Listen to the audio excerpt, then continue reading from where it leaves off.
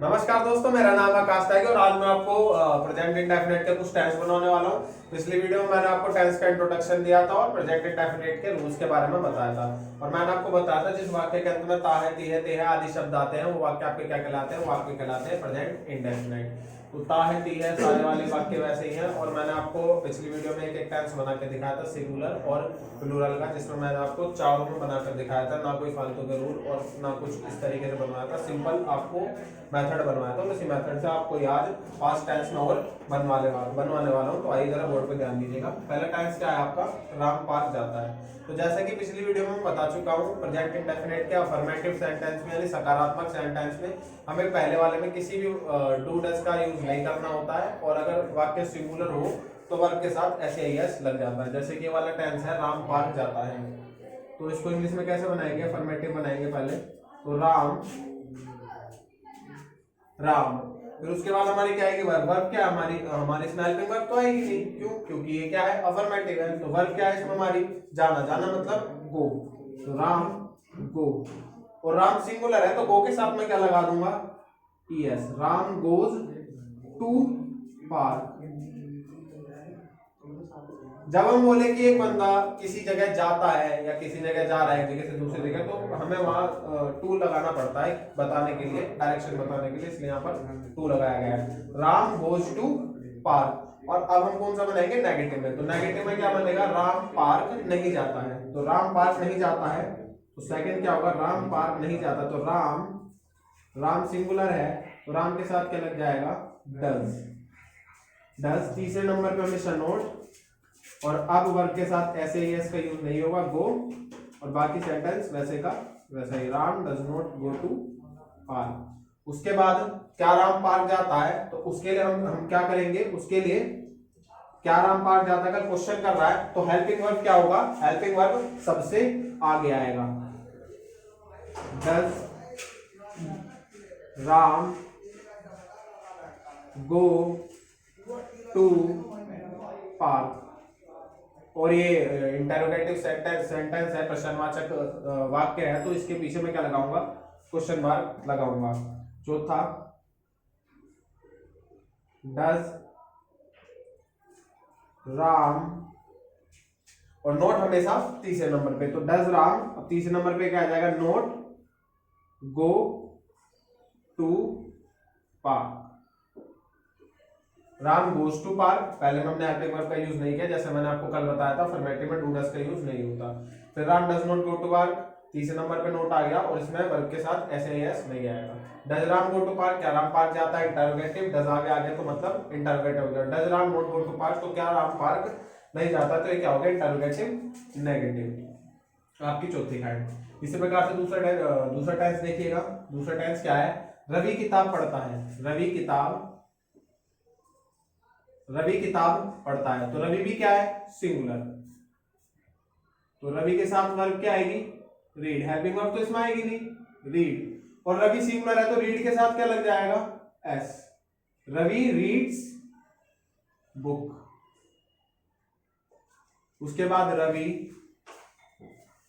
हम बनाएंगे नेगेटिव। तो रवि सिंगुलर, तो रवि के साथ क्या हेल्पिंग वर्ब लगेगी, डज। नोट हमेशा तीसरे नंबर पे, नोट रीड बुक। उसके बाद डज रवि रीड बुक। ये हो गया आपका इंटरोगेटिव। क्या रवि किताब पढ़ता है, रवि किताब नहीं पढ़ता है, क्या रवि किताब पढ़ता है। उसके बाद does Ravi not read book, तो क्या रवि किताब नहीं पढ़ता है।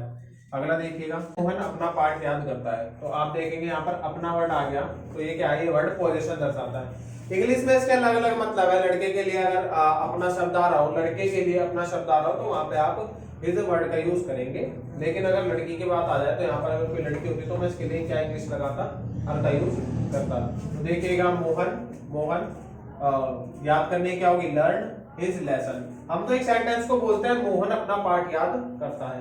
लेकिन इंग्लिश में इसको कैसे बनाते हैं, मोहन याद करता है अपना पाठ, और इसका अगला क्या होगा, मोहन अपना पाठ याद नहीं करता है, मोहन याद नहीं करता है अपना पाठ। इस तरीके से इंग्लिश में बदल कर चेंज करके सेंटेंस को बनाया जाता है। तो देखिए मोहन अपना पाठ याद करता है, मोहन क्या वर्ब आ जाएगी, लर्न, सिंगुलर है तो वर्ब के साथ एस लग गया, और अपने के लिए क्या लग जाएगा, हिज, और पाठ के लिए क्या लग जाएगा, लेसन। तो मोहन लर्न्स हिज लेसन।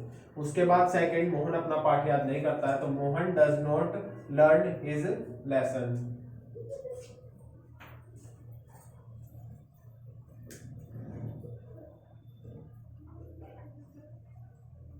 क्या मोहन अपना पाठ याद करता है, डज मोहन लर्न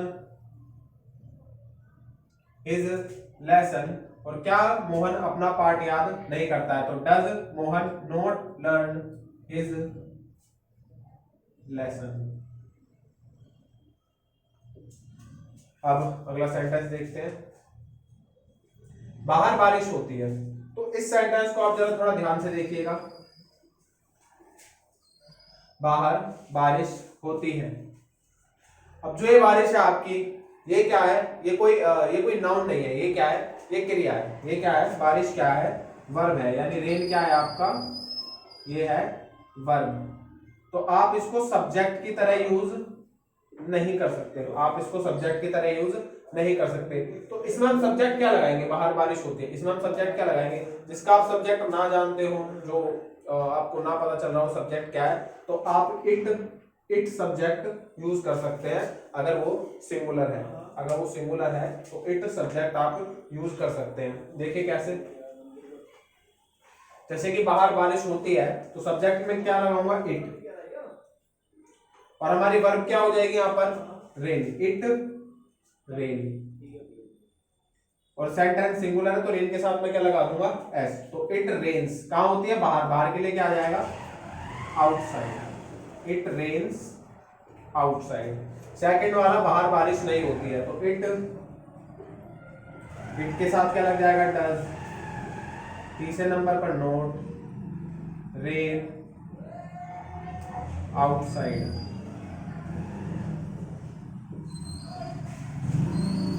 थर्ड हो जाएगा आपका, क्या बाहर बारिश होती है, तो जो हेल्पिंग वर्ब हमारा सबसे पहले आएगा, डज इट रेन आउटसाइड। और क्या बाहर बारिश नहीं होती है, तो सबसे पहले helping verb, subject, verb and object.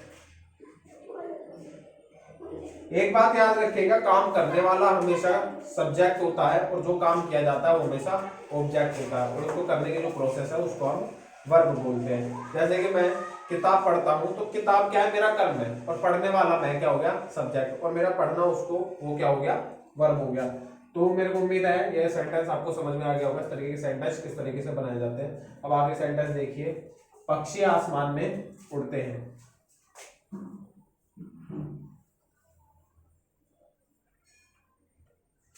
पक्षी आसमान में उड़ते हैं, तो पक्षी के लिए मैं क्या लगाऊंगा, पक्षी के लिए मैं क्या लगाऊंगा, पक्षी के मैं क्या लगाऊंगा, बर्ड, बर्ड्स, क्योंकि ये क्या है, प्लूरल, प्लूरल है, तो उड़ने के हमारी वर्ब क्या है, इसमें हमारी वर्ब क्या, उड़ना, जो कि उसका क्या बोलते हैं, फ्लाई, इंग्लिश में क्या बोलेंगे, फ्लाई।